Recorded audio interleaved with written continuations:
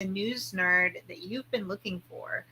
I'm going to interview Regina Schroeder, and she's running a little late because she just came from the venue of this exciting event that's going to be happening soon. And in this interview, we're going to be speaking with someone who has been diagnosed with MS. And we're going to be learning about her event, Stand Up to MS, and learn more about the benefit, the research it supports, and the upcoming comedy show. She's going to answer questions about the research, the silent auction, and the future of MS treatment and research. We'll also provide information on how to purchase tickets, make make donations, and support the cause. I am vamping because she will be a little bit longer. So, Regina and I met at Will Cornell. I was going to a doctor. She was also going to a doctor, and she's so tenacious. She came after me and had me buy some raffle tickets. I'm going to put on her camera as soon as she gives me the thumbs up, and then we can start the interview. I'm really excited about this conversation, her organization, and Stand Up to MS is an amazing cause that everybody should be donating to. And it's an amazing event this coming Monday. And we're going to be talking all about how to donate, where to donate, and the cause that she and I both support to stand up to MS. We're going to be talking about research, the event, and her foundation. When she gives me a thumbs up, then we will be 100% sure, and I'm going to let her in. Wait one sec as we let in Regina Alice Schroeder. Oh, wait one sec. I'm going to make sure that she's 100% sure and 100% secure in her position. She's just coming from the event space that she's really excited about touring the Gotham Comedy Club, and we will be starting very shortly. Again, I'm Molly Stark-Dean, and I will be talking to Regina Alice Schroeder. And as soon as she gives me the go-ahead, I will be able to 100% turn on the car. All I would have to get is, I think I get a thumbs up. Yes, go ahead. Let's try. We're going in the elevator, so we may lose you guys for a minute, but let's try to have a connection. So I'm going to give you really simple questions while we're in the elevator. So, okay, what inspired you to organize Stand Up to MS? That's a kind of a long question. I didn't have that much to do with MS really until 2011. And I finally went to see a neurologist. I finally got my diagnosis, even though I'd had my first attack in 1981. But in 2011, I got my diagnosis, and my doctor just laid the MS walk on my lap. And he said, "You won't mind if you get 300 emails the day before the walk, will you?" I was like, "No, I can do this." So my partner, who is my air pusher, and I have been doing the MS walk since 2011. In 2019, we went out and had dinner with my doctor, and we were talking about some research that he was doing concerning finding remyelinating drugs for MS. And we asked him how much he would need to complete that research, to actually bring it to the point where they could apply for approval from a drug company. And he said, there yeah. Can you explain to the general YouTube / LinkedIn public what demyelination is and what it means? Because you and I were MS warriors. We understand what demyelination is. Could you please explain it for the brain newbies? I'm trying to think of a way to explain it that an ordinary person could understand. It is basically, it's like the rubberized covering of an electric wire. the myelin. It's fatty tissue that covers that covers all your nerve cells. My doctor explained it best by explaining that the dinosaurs did not have myelin covering on their nerves, and that's the reason that they were so slow moving. Because when your nerves are not covered, the nervous impulse travels very slowly through them. So when you get a disease like MS and it eats away the myelin covering of all your nerves, it messes up the way your signals are transmitted to your body. So, and we were just talking about this, any cure for MS is likely to be a cocktail of drugs. One would be to grow back the myelin that has been eaten away, but another one would be something that would inhibit whatever it is that is eating the myelin away from continuing to eat it. And what so the simple yeah, so how long was your diagnosis process? Well, I think I was in denial for many years. I got it in 1981. I think MRIs were just coming into use.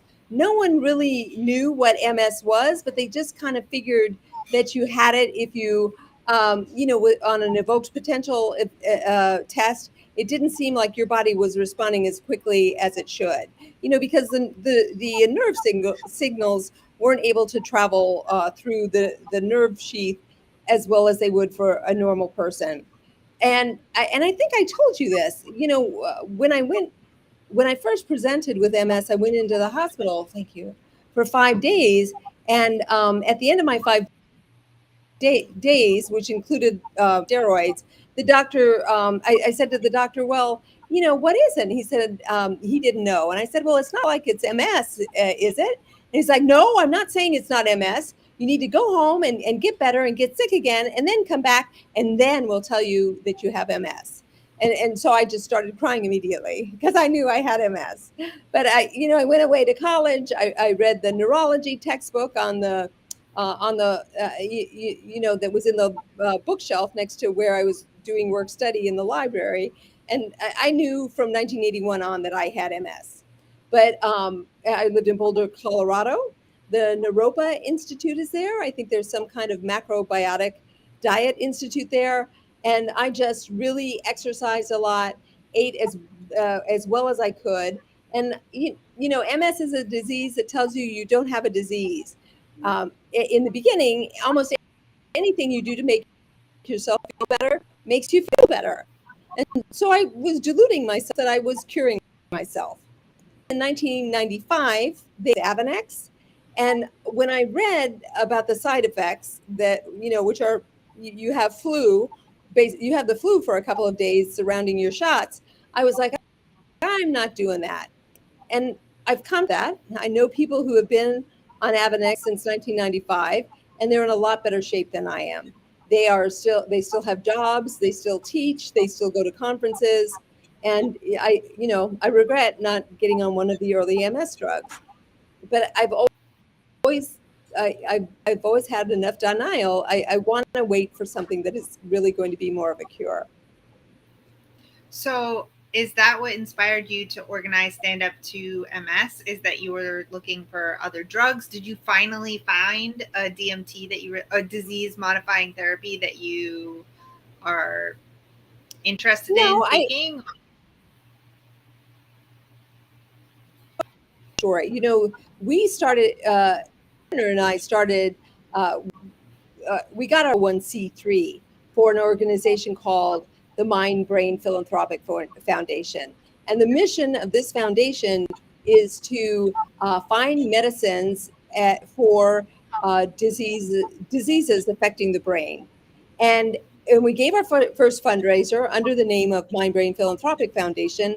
But then my sister, Grace Schroeder, and her VP of marketing, David Dare, who used to be a stand-up comedian, came up with this great name, Stand Up to MS.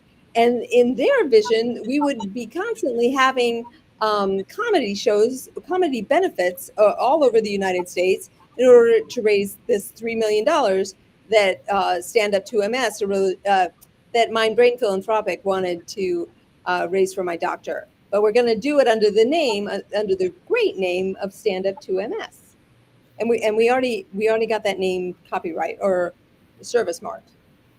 Great. And it's, again, Stand Up to MS, just making sure that anybody who's trying to Google it. Yes, it is Stand Up to MS. Can you tell us more about the benefit? Oh, the benefit, again, and I think you and I spoke about this, about falling on the sidewalk. And every time we fall on the sidewalk or are about to fall on the sidewalk, it seems like all of New York comes out from the shadows and comes and scoops us up and puts us back on our feet. And then they disappear to wherever they came from. Well, putting this benefit on, people have come out of nowhere to help me. And Molly, you're one of those people. You've helped us so much in getting real media coverage for this event. I have other women who are fundraisers for things like Cycle for a Cure. EJ Levy, Cycle for a Cure, is also helping us get attendance and sponsors for this event. And then great. Well, my sister has always been a huge supporter of me and my MS. But what she has given to us in terms of research, resources, and finding us big donors, the help is immeasurable. So I forgot what the question is, but I get lots of help. I guess that's the answer. I was just asking about, and you made me blush because of just talking about. Well, I've told everyone about you. This event, Molly, would not be where it is without you. The question was, can you tell us more about the benefit? The actual benefit. Okay. The benefit. All right. So Ian has a client who or he had a client who worked for the Jon Stewart show. And after we got this idea from Grace and Dave, we went to this client and we said, we'd like to put on a comedy show. What should we do? And he directed us to go to Gotham Comedy Club here in Manhattan. And we did, and those guys were so receptive, especially our event manager, Chris Alexander. He's done many charity benefits at his at this venue, and he is just expert. And you can tell working with him that he wants to do things he can success. And that's where we're working out the seating arrangements, and then we're going to run a short film about the doctors and their research at the vet, and we're also going to make it COVID-free by really spacing the seating and having lots of disinfectant and masks there for everybody. And that's only one part of it. The part that you're involved with, you put me in touch. Can I use names? Oh yeah, I mean, if you confirm. All right. Well, and there's another person, Phil Lipoff. You put me in touch with this national news broadcaster who answered my emails personally. I barely could explain what I wanted from him, and he was like, "Sure, I'll help you. I love Molly." And then he got me in touch with Michelle Charlesworth, and she's like, "Oh, I can help you with that. I can do that for sure." And then she shot a selfie video for us that we could post on LinkedIn to explain to people that she is going to be there and that they should be there too. And further on, you put me in touch with some of the people that you worked with at Fox News, and we were able to get in touch with Janice Dean, who is the meteorologist there, who has MS. This is a woman who has a serious job with national exposure, and she is also answering my emails and helping me put on the best event that I can. I've always been impressed with journalists. This will sound terrible, but never so much as when I saw those journalists get beheaded by ISIS, and just the seriousness of what journalists have to offer society moves me profoundly. And I can't believe that these people who are able to help so many other people will take a minute out, more than a minute out, to help me. Newsies are amazing, and I'm glad that the MS Warrior, and these are my two favorite communities, are Spoonies MS Warriors and Newsies are amazing. And um, what sets this MS research apart from other MS research that you really like? What is this? Why is this MS research special to you? Okay.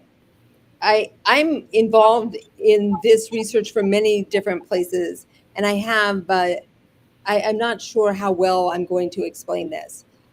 This particular form of research, or this particular line of research that we're raising this money for, is to find remyelinating drugs out of repurposed drugs. And apparently, they've got a system together, and I think they are using AI with it in some way, but that will be able to test able to test thousands of drugs at one swoop to find the drugs that are most likely to be able to cause remyelination in the human brain.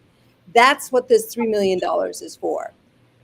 My personal story is that when I walked into my doctor's office all those years ago, I just came off of doing research for an AIDS vaccine.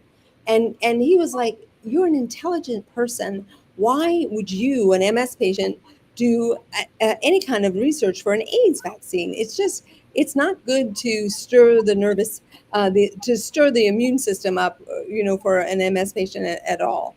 And I said, I just wanted to be a part of the history of scientific research. And he was like, "Well, fine. We've got scientific research going on here. You can do it." And he pointed it at me, and he pointed at my partner, Ian, and he said, "You can do it too."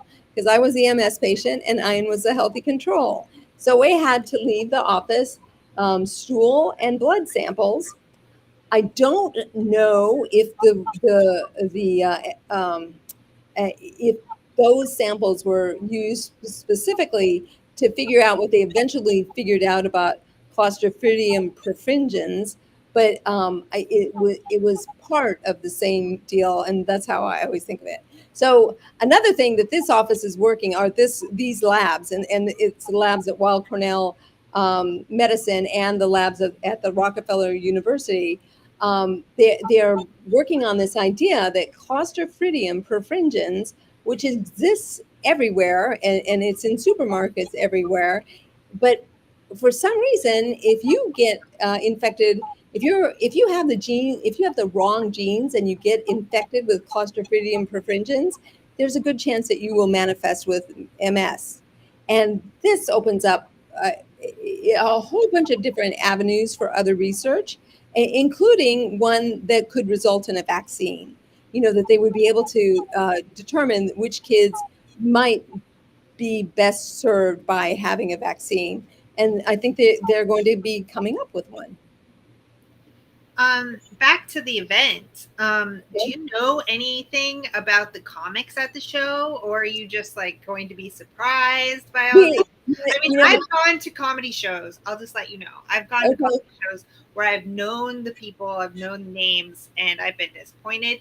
And then on the flip side, I was supposed to go to an amazing Tracy Morgan show back at when comics was actually, I think it was at Caroline's back in the day, and he canceled 10 minutes before the show, and not 10 minutes before the show. It was like hours before the show. And I ended up seeing a comic I had never seen before, and it was so much better than Tracy Morgan ever would have been, I think. And so I'm really excited about. And I am too. Gotham always has amazing. The people at Gotham, again, are another set of people in New York that will just pick strangers up off of the sidewalk and put them on their feet and put them on their way. One of my friends knows one of the owners of Gotham, who is a comedian himself, and they're just very funny people. And they're also willing to reach out and help you do stuff. Help you accomplish your goals. And also, Regina keeps on mentioning picking you up. So I was walking once, and it was winter, and I slipped on the subway platform, and my foot slipped into the gap in between the platform and the train, and someone just picked me up. I don't remember who they were. I have no recollection of talk. I know that they were very nice and talking me down. I know my husband was on the subway too, and he saw this whole thing happen in front of him and was just like, oh my God, what is going on? So every time Regina says like pick you up, that's like the story that she's referring to. No, but it was also a metaphor. You were like, it's like all of New York gathers you up in their arms and sets you on your feet again. Exactly. And then they just go away and everyone leads their New York life. Exactly. It's just like it's an unsaid thing. Just like it's like picking up baby strollers. Like we'll take care of you. Yeah. How do you see? Do you see a bright future for MS treatments and research? I do, but and I may be one of them, but I also have I also know several people. I can't imagine a therapy. There's a lot of us that are never going to be true better. I think they'll be able to make it better by degrees, and over time we may be much better than we are today. But I'll be very surprised if there's ever a magic pill that will grow the myelin back, and all of a sudden, after you haven't been able to walk like a normal person for 10 years, you'll be able to walk. Maybe that's coming. I would be very surprised to see it. But I don't know. In fundraising, people are very generous, but there are some people who just like, oh, why do I want to give money to the pharmaceutical companies? Why do I want to give money to these rich colleges and stuff for research? And the only thing that is going to make these diseases like cancer, like MS, like Parkinson's, a thing of the past is a lot more money and a lot more research.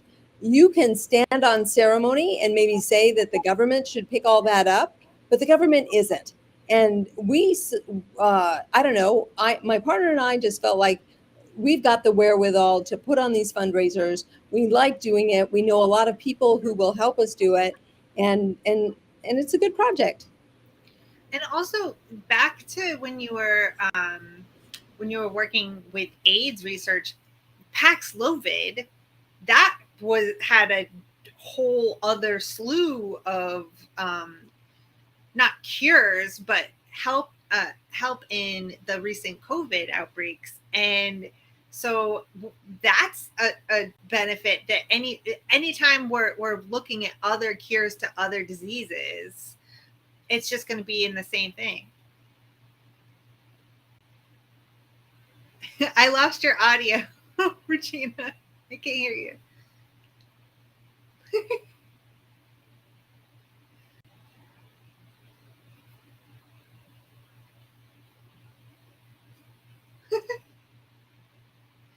I can't hear you. Because I turned mute on. Sorry about that. It's okay. And now I forgot what we were talking about. Paxlovid. Transition. Now I can't hear you. Oh, you can't hear me now? Can everybody else hear me? I now I hear you. Okay.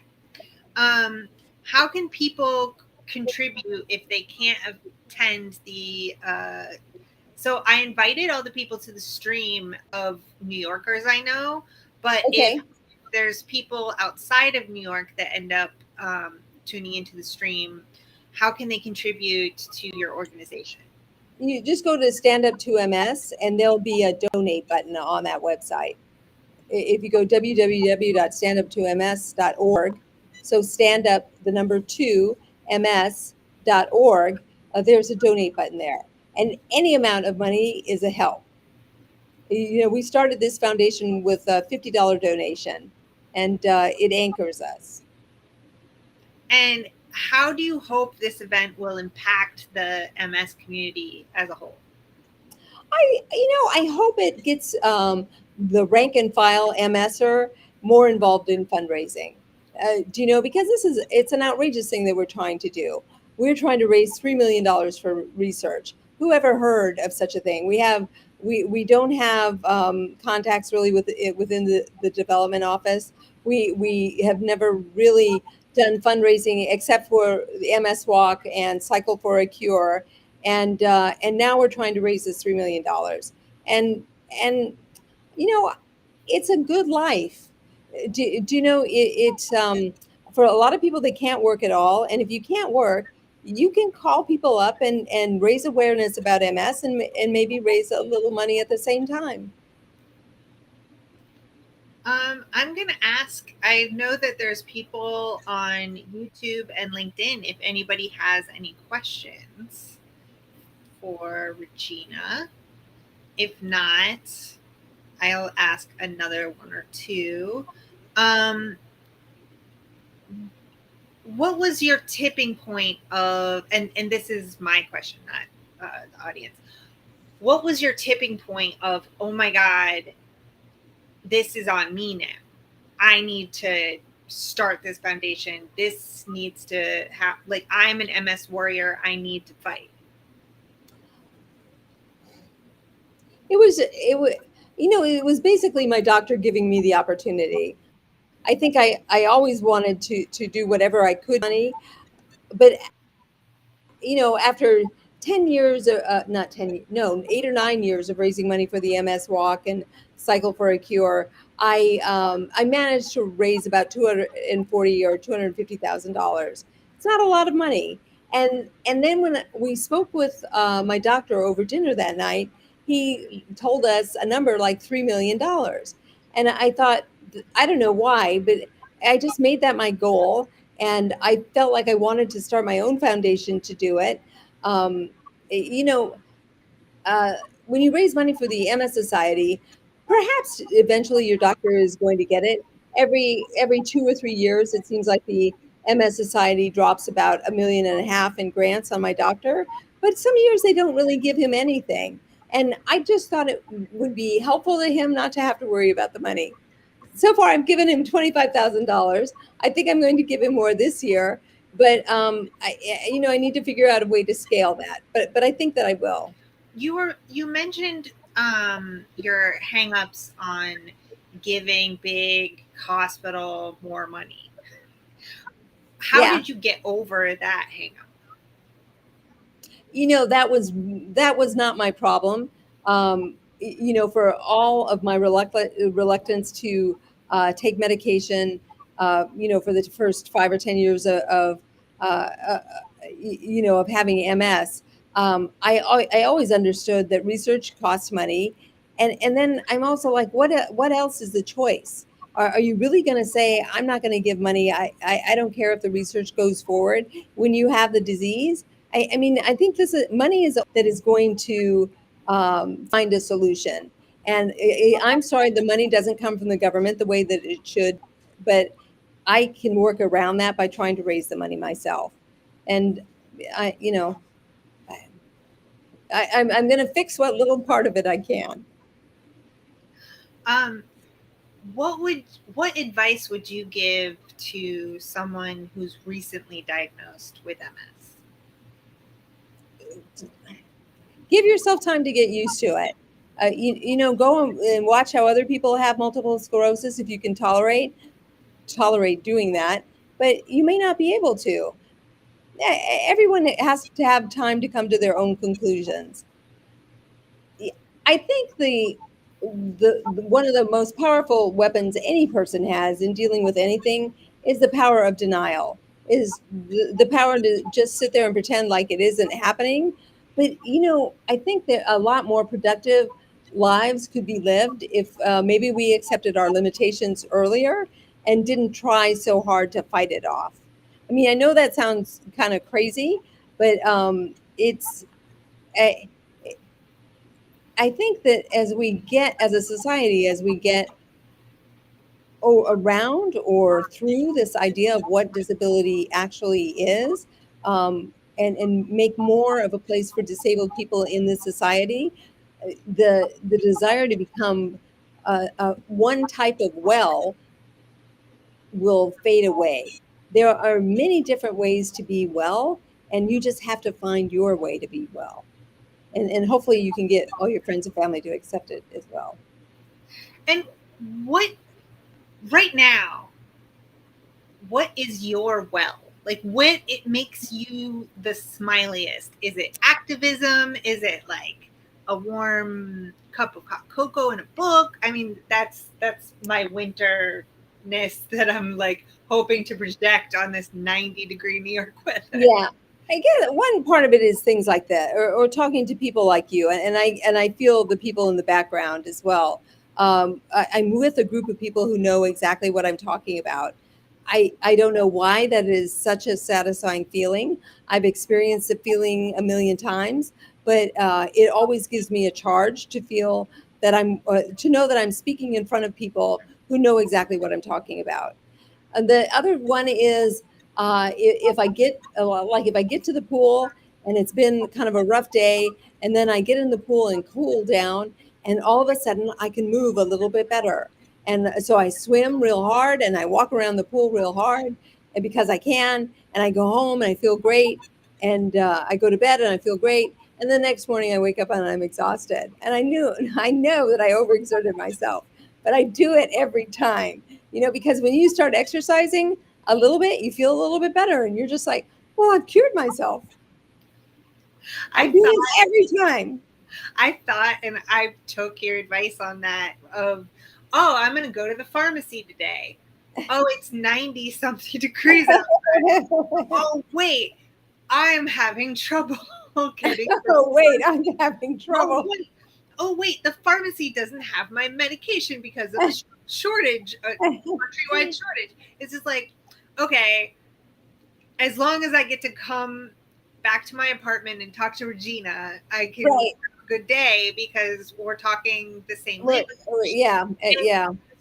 Like some of these support groups are lack in supporting their members. I've used to go to a support group called But You Look So Well, and it was basically a bunch of able-bodied people like myself, so that they didn't have to be in a support group with people with wheelchairs.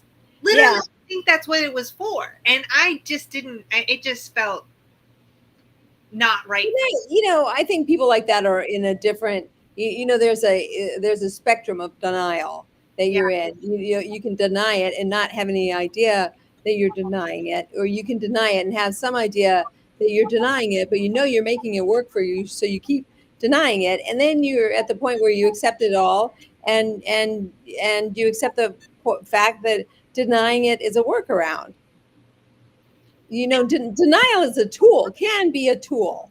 I mean, if it is driving you into a wheelchair because you're exhausting yourself all the time with your efforts, that may not be so good. But denial gets you through your day.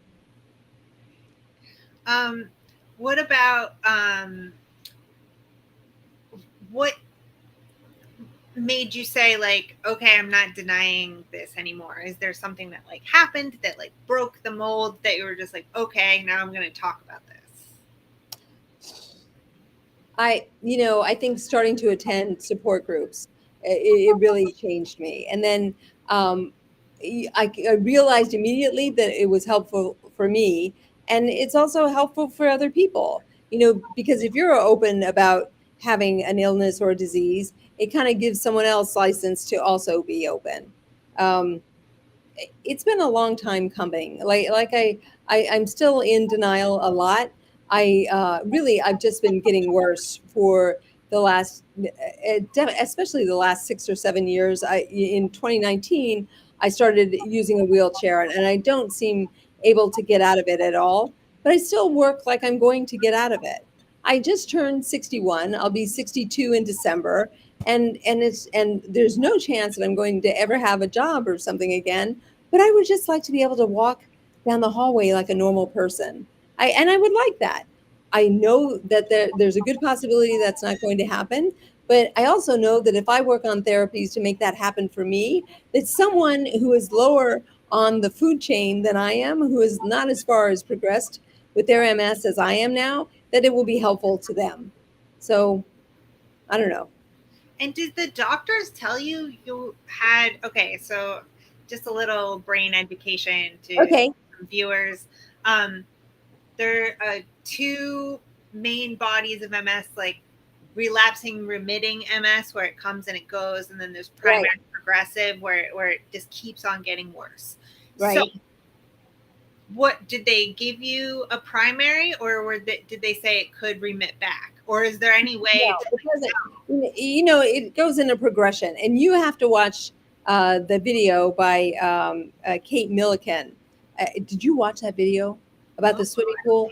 Oh my God, I can't believe you. You have to watch that as soon as this is over. I'll send you the link. Kate Milliken made this fabulous video that explains exactly what MS is. She has a lot of people talking around it, people like Montel Williams and some other famous MSers. But what the best thing in that video, I think, takes place at 1 minute and 10 seconds to, I don't know how long. It's her Dr. Krieger talking about the swimming pool metaphor for MS, and that how MS is like a pool with a shallow and a deep end, and you can't really see what's going on in the deep end. That you have to watch it. You'll have to watch it to see exactly what it means. But that, I don't know, that it's just an important piece of information. I'm sorry, I forgot what the question was. Oh, we were talking about the difference between relapsing, remitting, and okay. So I don't know what the percentage is, but most people have relapsing, remitting MS, and you start out having an attack, and then you'll heal a little bit, and for some reason the attack will go away, but eventually it will come back again. And eventually, for a large proportion of the people who have relapsing, remitting, you will not recover so much as you did before. You will not recover your baseline. In the beginning, you'll have these attacks, and you'll recover to your baseline, and you'll be like, well, I got through that. But damage was done to your brain, or is done to your brain during every attack. And there's something called the brain plasticity. Your brain finds workarounds for, for areas that are being damaged by the MS. Eventually, the brain runs out of workaround space, and a certain percentage of patients will move from relapsing, remitting MS to secondary progressive MS. And that's where you begin to accumulate disability, and you're able to see it. Now, there's a third type of MS called primary progressive MS. And that's the MS where you have problems and you never really recover, and you just get continually worse. I don't know how to explain this, but there's a large number of doctors, and I think the convention is now that all of these types of MS are MS, and all of the drugs for relapsing, remitting MS also have some benefit for people with primary progressive MS. This is really important in countries like the UK, where if you have been diagnosed with primary progressive MS, the NIH will not approve you to get drugs that are formulated for relapsing, remitting MS. And so, for example, a drug that I take, I don't know if you take it, I don't think you do, Ampyra, that is a drug that chemically makes your nerves whole again for a few hours. And it can be very effective in MS's legs and also in their cognition and in their use of their hands. But you can't get that in the UK if you have the wrong type of MS. And so. And I think, what is the impact that you want for this? This is my last question. What impact do you want this event to have? I want to lay the groundwork to be having these events every year. Or that's the vision of my sister, Grace Schroeder, and David Duer. We want to be having Stand Up to MS comedy events every year. And I just want to get more people interested in it and larger sponsors. And I want to empower people to think that we're going to do something about MS in our lifetime. I think there will be a cure before I'm dead, but I don't. I think you will, if you catch someone who has MS early, I think they would be able to stop it early. For someone like me or some of my other older friends, I don't know if there how much help there's going to be for us because so much of our brains have been eaten away already. But in any case, we're going to be in a lot better position in MS within, I think, within 6 or 7 years than we are even today. And so, let's stop this disease from messing up other young people's lives. Oh my God, Regina. Thank you so much from my Newsy community, from my MS Warrior community, from my Spoonies community. Everybody thanks you so, so much. And thank everybody for tuning in. It's been amazing. Thank you so much, Regina. Thank you so much, Molly. I'm going to send you that video by Kate Milliken. Yeah, I'm going to post that link in.